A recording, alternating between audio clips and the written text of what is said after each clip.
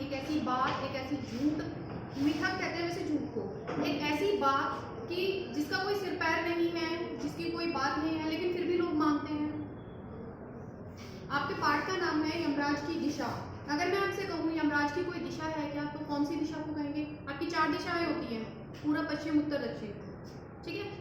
तो अभी मैं सिर्फ चैप्टर के नाम के बारे में डिस्कस कर रही हूँ, उसके बाद हम लेखक के बारे में भी जानेंगे। तो आप लोग कौन सी दिशा को यमराज की दिशा कहोगे? हाँ बोलो। ऊपर वाली। आपका खुशी? ऊपर दिशा है वो। ऊपर नीचे घूम रहे हो। मैंने 4 दिशाओं के नाम लिए हैं, पूरब, पश्चिम, उत्तर, दक्षिण। मैं ऊपर और नीचे कहीं नहीं गई, ना मैं आकाश में गई, ना मैं पाताल में गई। मैंने सिर्फ 4 दिशाएं आपके सामने रखी हैं। मैम ऐसी तो कोई है नहीं पर्टिकुलर। तो आई होप कि मैं बोलूंगी तो उसके बाद आप लोग कहोगे हाँ मैम सुना तो है। अच्छा, एक एक करके चारों के नाम ले दो, कोई ना कोई तो निकल ही जाएगी। नहीं जी नहीं, तीनों में से कोई भी नहीं। दक्षिण। लास्ट वाली बची तो वो है ही।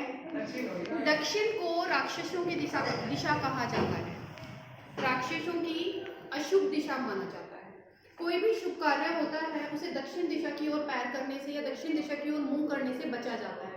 आप रात्रि में सोते भी हैं तो ये कहा जाता है कि दक्षिण की तरफ पैर करके नहीं सोने हैं, क्योंकि दक्षिण की दिशा को यमराज की दिशा माना जाता है। जो ये हमारे लेखक हैं चंद्रकांत देवतले, इन्होंने इसी बात के ऊपर, बचपन में इन्होंने अपनी माता से सुना होगा इस बारे में, इसी बात के ऊपर इस काव्य का लेखन किया है। ये जो आपका चैप्टर है पूरा का पूरा इसी चीज से रिलेटेड है। अच्छा, दक्षिण दिशा को राक्षसों की दिशा क्यों माना जाता है? नहीं, लॉजिकली बात बताइए, ऐसे टाइम पास नहीं कि किसी ने कुछ भी कह दिया उसके बारे में नहीं। वास्तव में अगर आपको पता है या आपका लॉजिक कहीं काम करता है या आप सोच पा रहे हैं तो आप बता सकते हैं।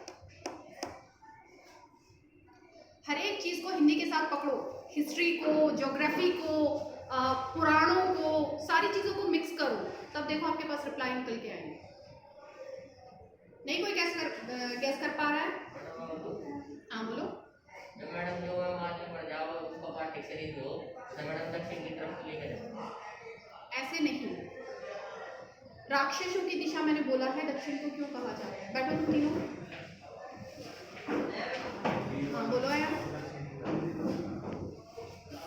मेरे हिसाब से मैं पक्का नहीं हूँ, जब राक्षसों और उसकी युद्ध हुआ था तो शायद राक्षसों की तरफ से कहीं ना कहीं लॉजिक काम कर रहा है। राक्षस दक्षिण की तरफ से आए थे, इट मीन्स उनका जो प्लेस है, उनका रहने का जो स्थान है वो दक्षिण है, और ये वास्तविकता है। अगर हम रामायण के युग को देखें तो राम किधर के थे? उत्तर भारत के। अयोध्या कहाँ पे है? यूपी में है।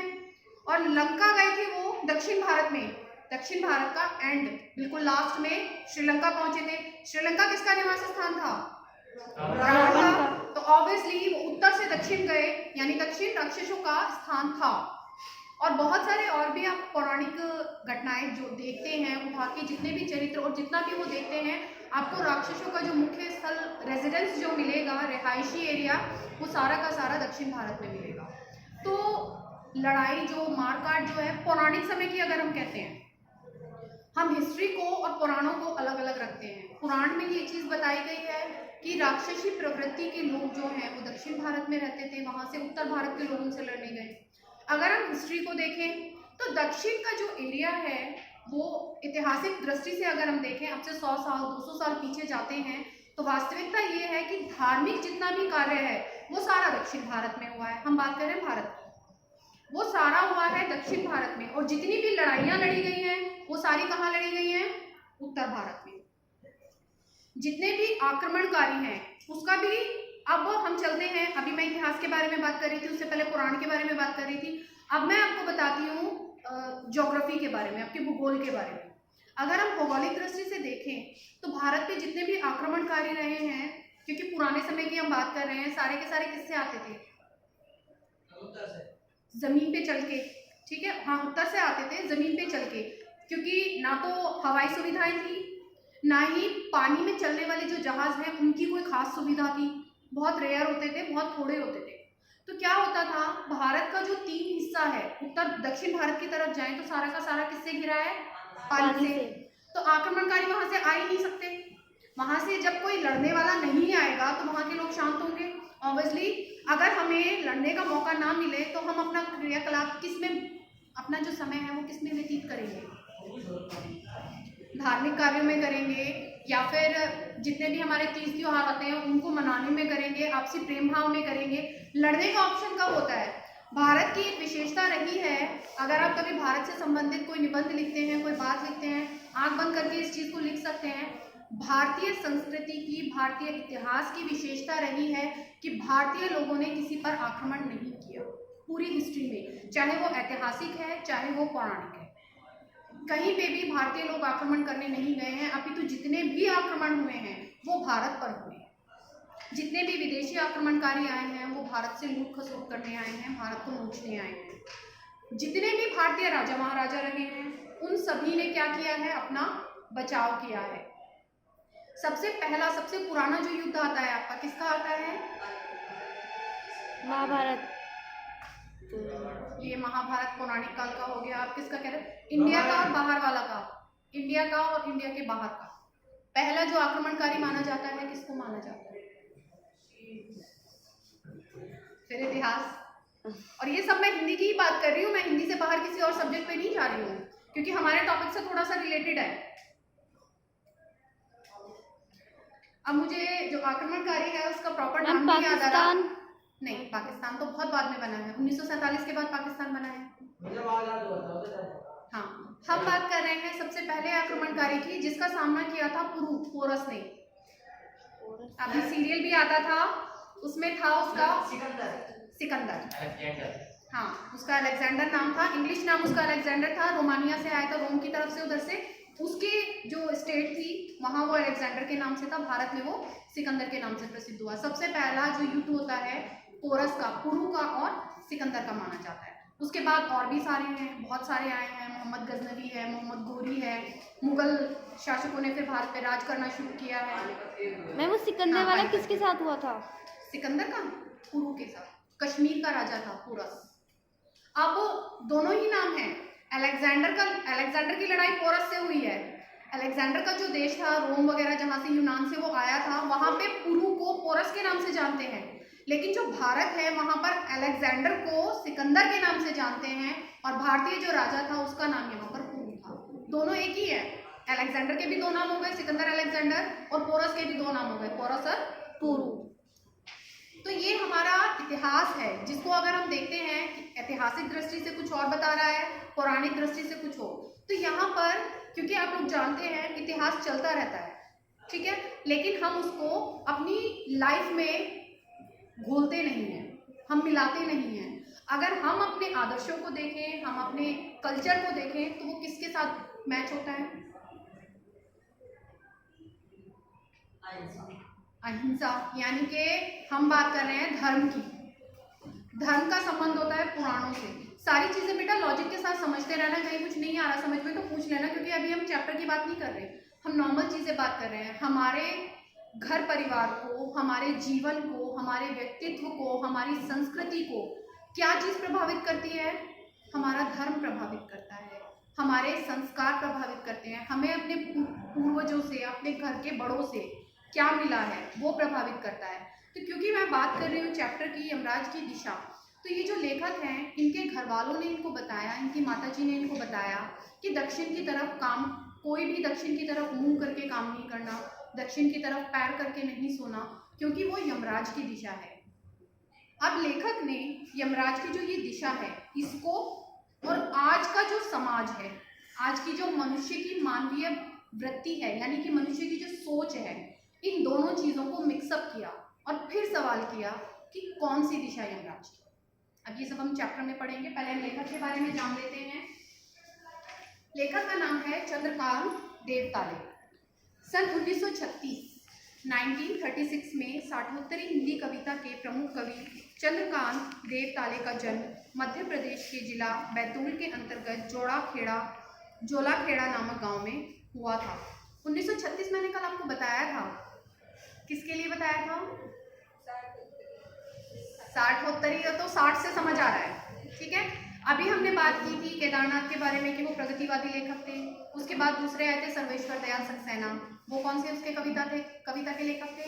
नई कविता के, नहीं जो साठोत्तरी कविता के साथ, मतलब हिंदी में अगर हम आधुनिक काव्य का विस्तार देखते हैं तो पर्टिकुलर एक एक सन सबको दिया गया है। इतने साल तक ये चली, इतने साल तक ये चली। प्रगतिवाद के बाद प्रयोगवाद आता है, प्रयोगवाद के बाद नई कविता आती है। तो ये जो नई कविता और साठोत्तरी कविता है ये एक दूसरे के साथ शुरू हुई है। साठोत्तरी का मतलब 60 के बाद वाली, और जो ये नई कविता है ये खत्म नहीं हुई थी तब तक, ये भी चल रही थी। तो ये भी सन 1960 के आसपास की ही मानी जाती है। लेकिन जो ये आपके चंद्रकांत देवताले हैं ये प्रॉपर 1960 के बाद वाले लेखक हैं। और इनका जन्म कौन से सन में हुआ है? 1936 1936 में आपकी प्रगतिवादी कविता का जन्म हो रहा था। छायावाद का, छायावाद चल रहा था, छायावाद के बाद प्रगतिवादी, जिसके केदारनाथ अग्रवाल हैं।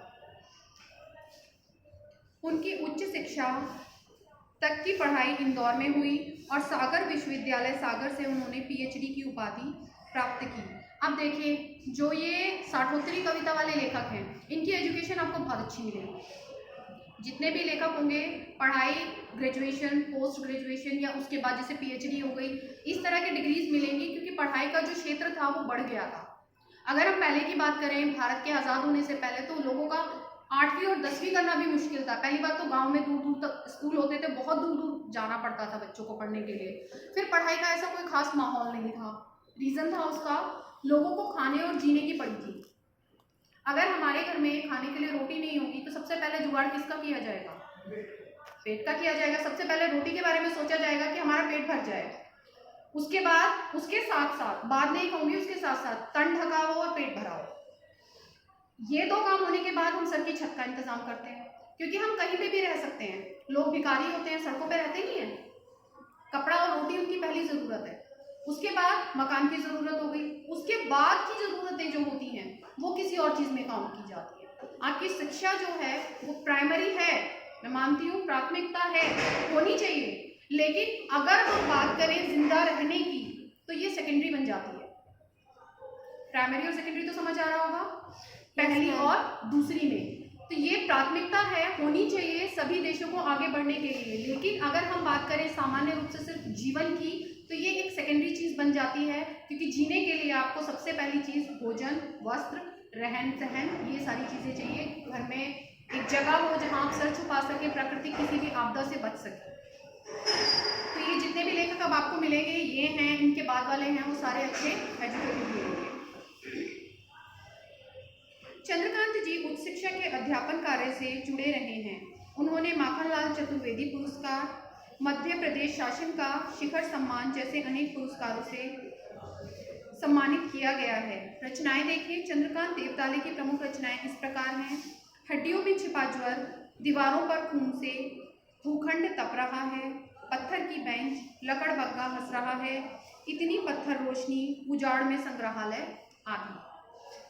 साहित्यिक विशेषताएं, चंद्रकांत देवताले ने अपनी काव्य कृतियों में गांव, कस्बों और निम्न मध्यम वर्ग के जीवन का चित्रण किया है।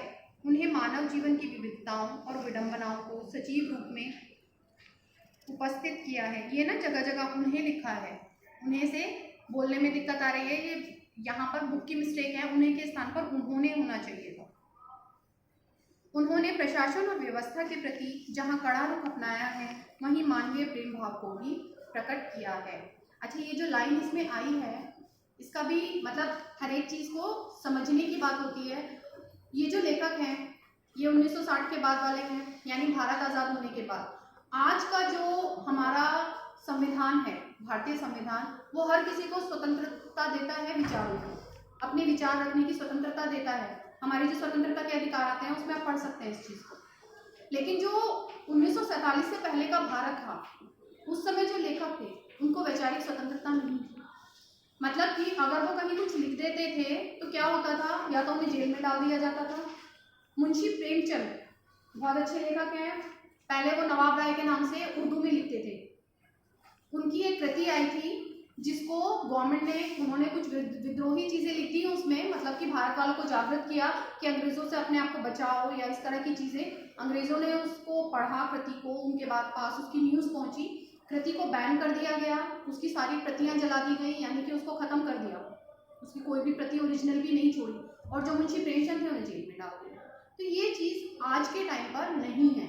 आप लोगों ने देखा होगा आतंकवादी हमले भी होते हैं, बहुत सारी चीज़ें होती हैं, गवर्नमेंट हर चीज़ को कंट्रोल करने की कोशिश करती है, लेकिन कुछ लोग, कुछ लड़ाका टाइप के जो लोग होते हैं, उपद्रवी जिन्हें कहते हैं, वो अपने विचार रखते हैं। तो हिंदुस्तान में रह के पाकिस्तान के नारे भी लगाए जाते हैं, पाकिस्तान जिंदाबाद के। अभी पीछे हुआ था कुछ कोरोना से, हाँ कश्मीर में हुआ था, कोरोना से पहले यही चल रहा था टीवी में सारा टाइम, ठीक है ना, लड़ाई चलते।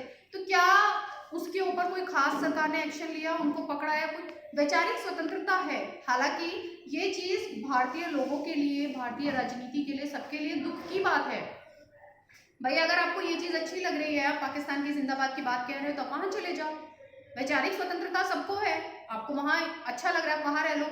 किसी ने इन्वाइट किया है कि भारत में ही रहो? उस टाइम पर हुआ था, तो परंतु उसके बाद भी यहाँ पर वैचारिक स्वतंत्रता है। तो ये जो लेखक हैं, ये शासन के प्रति या किसी भी चीज़ के प्रति आज के लेखक कहते हुए नहीं डरते। कहा पुरानों ने भी है, पुरानों को सजा मिल गई, उनका बैन कर दिया गया, तो उन्होंने लिखना कम कर दिया, बंद कर दिया। आज के लेखक को स्वतंत्रता है, वो कुछ भी लिखे, वो सरकार पे कुछ भी आक्षेप कर सकते हैं, वो पीएम को कुछ भी कह सकते हैं। भाई प्रधानमंत्री को अगर कुछ कह दिया तो ये थोड़ा फांसी पे चढ़ा देंगे, ऐसा कोई अराजकता वाला शासन तो नहीं है ना। बात सही होनी चाहिए, बात में कहीं तथ्य होना चाहिए, लॉजिक होना चाहिए। वाद विवाद होते हैं भाई, एक पक्ष में पार्टी होती है, एक विपक्ष में होती है, दोनों के बीच वाद विवाद नहीं चलते, खूब होता है संसद के, आपने अगर देखे हो खूब लड़ाई झगड़े होते हैं। तो ये वैचारिक स्वतंत्रता आज के टाइम पे है, तो आज के लेखकों में आपको ये देखने को भी मिलेगी। तो यही वैचारिक स्वतंत्रता चंद्रकांत देवताले के काव्य में, उनके लेखन में, उनके गद्य में, आपको पद्य में, दोनों में देखने को मिलेगी। उनकी भाषा, अब वही आपका डेली मैं आपको बता रही हूँ, जब मैं आधुनिक काल के लेखक पढ़ा रही हूँ, भाषा कैसी मैम? सरल, सरल, सरस, सहज, भावानुकूल, प्रसंगानुकूल, विषयानुकूल, कोई भी शब्द आप यूज कर सकते हैं। 2 पॉइंट हैं। गहरे गहरे भाव को भी उन्होंने सहज भाषा में उकेरा है। तत्सम प्रधान शब्दावली के साथ साथ उर्दू फारसी के शब्दों का भी प्रयोग किया गया है। अब ये जो आपकी ये लाइन है ना, तत्सम, तद्भव, उर्दू फारसी के, अंग्रेजी के, ये आप आंख बंद करके ये भी लिख सकते हैं आधुनिक काल के लेखकों के लिए, क्योंकि मोस्टली लेखकों के लेखन में ये चीज़ें आपको मिलेंगी ही मिलेंगी। उन्होंने अपनी बात को सरल एवं मारक ढंग से प्रस्तुत किया है।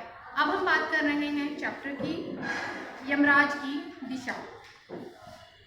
माँ की ईश्वर से मुलाकात हुई या नहीं कहना मुश्किल है। सिंपल, मैं भी आपको पढ़ के सुना रही हूँ, आपके माइंड में एक एक चीज़ क्लियर होती चलेगी, हम थोड़ा सा डिस्कस करेंगे। पर वह जताती थी जैसे ईश्वर से उसकी बातचीत होती रहती है और उससे प्राप्त सलाहों के अनुसार जिंदगी जीने और दुख बर्दाश्त करने के रास्ते खोज लेती है। सिंपल है, एकदम कुछ समझने वाला नहीं है। अब जब छोटा बच्चा होता है, हम बात करें 4-5 साल तक के बच्चे की, क्योंकि उसके बाद उसकी बुद्धि विकसित होनी शुरू हो जाती है, वो क्वेश्चंस करने लगता है। 4-5 साल तक के बच्चे को आप कह दो कि मैंने भगवान जी से पूछा है और उन्होंने मुझे ये चीज़ बोली है कि तू तो बहुत शरारत करता है और तुझे आगे से शरारत नहीं करनी, तो बच्चा क्या करेगा, मान लेगा इस चीज़ को कि हाँ मम्मी ने भगवान जी से पूछा होगा। थोड़ी देर बाद वो शरारत का अगर कोई काम करता है तो वापस से आके पूछेगा, मम्मी जी भगवान जी से शिकायत मत करना मेरी। होती है ना ये चीज़ें। आपके घर में छोटे बच्चे हों, कभी अप्लाई करके देखना, आप खुद ही करके देखना कि मैंने भगवान जी से तेरे लिए बोला है कि अगर तूने ये काम कर दिया ना तो तुझे चॉकलेट मिलेगी। अच्छा चॉकलेट मिलेगी, ठीक है काम हो गया। दीदी चॉकलेट तो आई नहीं, भैया चॉकलेट तो मिली नहीं।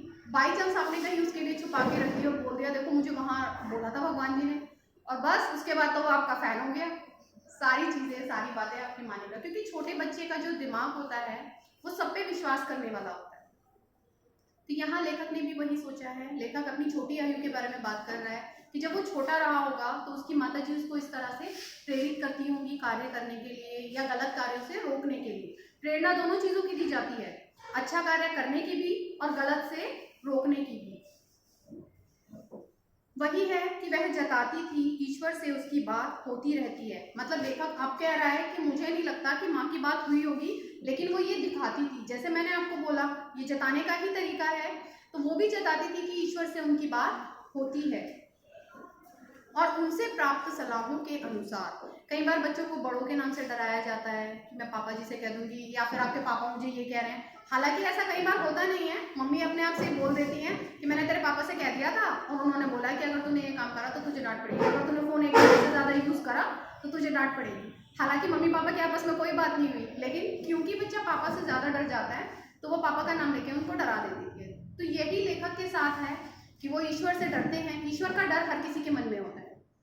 सच कहें तो जो नास्तिक व्यक्ति है, जो ईश्वर को नहीं मानता, उसके मन में भी, अंतरात्मा में भी कहीं ना कहीं भय होता है। भय और डर ही ईश्वर की प्रेजेंस का, मतलब कि उसके होने का सबूत है। जिंदगी जीने और दुख बर्दाश्त करने के रास्ते खोज लेती है। जीवन सबका एक सा होता है, सुख और दुख हर एक के जीवन में आते हैं। बल्कि मैं तो ये कहूँगी कि सुख क्षणिक होता है, सुख थोड़े समय के लिए आता है और दुख हमारे साथ हमेशा चलता है। तो सुख में कभी भी ये चीज़ें ना भूलें कि मैंने अपना जीवन कहाँ और कैसे बिताया है। अगर आपको अपने जीवन से एग्जाम्पल नहीं मिलते हैं, अपने जीवन से आप उस चीज़ को नहीं सीख सकते, तो अपने बड़ों तक जाइए, अपने माता पिता के जीवन के संघर्ष को देखिए, या फिर ये इमेजिन कीजिए कि मुझे ऊपर देख के नहीं नीचे देख के चलना है। मुझसे ज़्यादा संघर्ष करने वाले व्यक्ति दुनिया में भरे पड़े। आप लोगों के मन में कई बार होता है सेटिस्फेक्शन नहीं होता, मेरे पापा ने मुझे ये सामान नहीं दिलाया, मेरी मम्मी ने मेरे लिए खाने का ये सामान नहीं बनाया, मुझे ये चीज़ें नहीं दी गई, मेरे पास ऐसी स्टेशनरी नहीं है, मेरे फ्रेंड के पास अच्छा बैग है, मेरे पास हल्का बैग है, वो नया खरीद के ले आया है, इस साल मेरा पुराना चल रहा है पिछले साल वाला। अरे इन चीज़ों से अलग ये देखो कि जो लोग सड़क पे भीख मांग रहे हैं वो कैसे हैं। तुम गाड़ी में बैठ के जा रहे हो, ठीक है, तुम्हारी अपनी गाड़ी नहीं है, प्राइवेट है, बस में बैठे हो, लेकिन सड़क के किनारे जो बच्चा नंगे पैर इतनी ठंड में चल रहा है, इससे बाद में आपका एक और चैप्टर आएगा बच्चे काम पे जा रहे हैं, उसमें यही मानविकता है। जो बच्चा सड़क पे इतनी ठंड में नंगे पैर चल रहा है उसके ऊपर क्या बीत रही है। क्या उसकी इच्छा नहीं होगी कि कोई उसकी उंगली पकड़ के चले, उसको जूते पहना दे। कभी किसी को कुछ पुराना सामान दे के देखना, किसी छोटे बच्चे को जो इस तरह के होते हैं, उनके चेहरे पे आपको एक अलग ही खुशी मिलेगी। हाँ, बहुत खुशी होती है। और आजकल ये चीज़ें व्हाट्सएप और फेसबुक पे भी चल रही हैं। आप लोगों को कहीं पे देखने को मिल जाएगा कि किसी गरीब को चीज़ दे के तो देखो, मिठाई का एक टुकड़ा बांट के तो देखो, शेयर तो करो, फिर देखो सामने वाले की खुशी। खुशी किस में होती है? अभी एक कहानी मैं आपको बता दूं। एक कहानी आ रही थी एक विदेशी महिला की, बहुत रिच थी, उसके यहाँ मेड लगी हुई थी 24 आवर्स। तो वो दीपावली के आसपास का माहौल था, उसने क्या किया, अपनी किचन को लग्जरी किचन बनाया। जितना भी उसका पुराना सामान था उसको निकाल के उसने स्टैंडर्ड का बढ़िया वाला सामान लगाया। जैसे आजकल सिल्वर के बर्तन निकाल रहे हैं लोग किचन से, स्टील के ला रहे हैं सारे, कुकर वगैरह सब, तो ऐसे ही उसने अपनी किचन को लग्जरी किचन बना दिया, बहुत बढ़िया। अब वो जो उसका पुराना सामान था उसे देख के कह रही है कबाड़ किसे दूं मैं ये कबाड़। हाँ, तो उसने क्या किया, उसकी जो मेड थी उसने उससे वो मांग लिया कि मैम क्या मैं ये ले जाऊँ? हाँ भाई तू ले जा। वो मेड जो थी वो सारा उसको फ्री में मिला, सारा लेके गई। उसने भी अपनी पुरानी किचन का सारा सामान निकाला, उसने अपने किचन में वो वाला सामान निकाला। अब उसके लिए वो किचन का सामान खराब था जो उसने निकाला। अब वो सोच रही है ये किसको दूँ। तो जो लोग कबाड़ी टाइप के आते हैं ना खरीदने के लिए, उसने उनको बेच दिया। अब चूंकि वो सामान पूरी तरह से भंगार, पूरी तरह से कबाड़ नहीं था, यूज़ करता हुआ सामान था, तो वो जो कबाड़ी था वो उसको अपने घर ले गया। उसने अपनी किचन लग्जरी बना ली, उसके अकॉर्डिंग उसकी किचन अच्छी हो गई। अब जो उसका पुराना टूटा फूटा सामान था उसने वो निकाल दिया। अब इसका क्या करें? तो जो भीख मांगने वाला था एक बच्चा, उसने उसको वो सामान दे दिया। और वो टूटा फूटा प्लेट को लेकर, क्योंकि जो मैं स्टोरी बता रही हूँ मैंने देखी है उसका बता रही हूँ, उस टूटी फूटी प्लेट को लेकर उस भिखारी बच्चे के चेहरे पर कितनी खुशी थी कि उसका बयान करना मुश्किल, क्योंकि उसने हाथों से प्लेट तक का सफर तय किया। तो खुशी कहाँ पर होती है? जो चीज़ हमारे पास नहीं है उसे पाने के लिए। हमें अचानक से कोई चीज़ मिल जाती है, हमारी खुशी बन जाती है, लेकिन ज़रूरी नहीं है कि वो खुशी आपको लग्जरी चीज़ों में ही मिले। स्टैंडर्ड हमेशा हम ऊंची की तरफ देखते हैं, लेकिन जो वो ऊंचा है उसे पाने के चक्कर में हम अपनी आत्मा को भी बेच देते हैं। जो लोग बेईमानी करते हैं उसे क्या कहते हैं? आत्मा बेचना ही तो कहते हैं। लोग उस लग्जरी को पाने के चक्कर में आत्मा बेच रहे हैं। लेकिन क्या हमारा गुजारा नॉर्मल चीज़ों से नहीं हो सकता? हाथ से प्लेट तक पहुंचे तो खुशी मिल गई, लेकिन उस प्लेट से और अच्छी प्लेट, और अच्छी और अच्छी, ज़रूरी तो नहीं है ना कि सारी चीज़ें हम लें। यही सब आपको समझाया जा रहा है, यही बता रहा है लेखक के बारे में भी। चलो हम आगे करेंगे कल। मैम आजकल लोग हेल्प कम करते हैं और फोटोज और वीडियोस ज़्यादा ले लेते हैं। ये बहुत बड़ा फैक्ट है। कोरोना चल रहा था, लोग, ये वीडियो बंद कर लो बेटा।